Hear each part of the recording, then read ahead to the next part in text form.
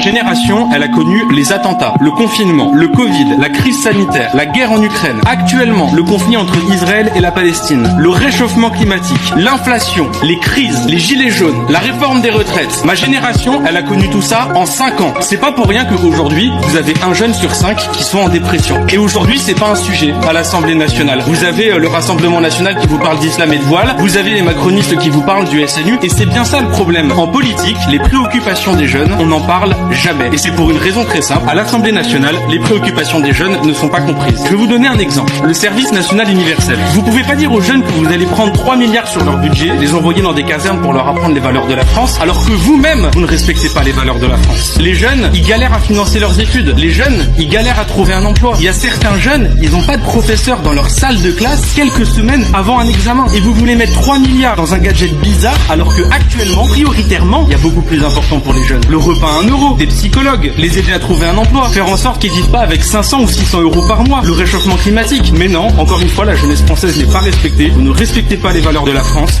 vous mettez tout cet argent dans un SNU qui nous coûte cher, et vous ne comprenez pas que ce soit ressenti comme une injustice par la jeunesse.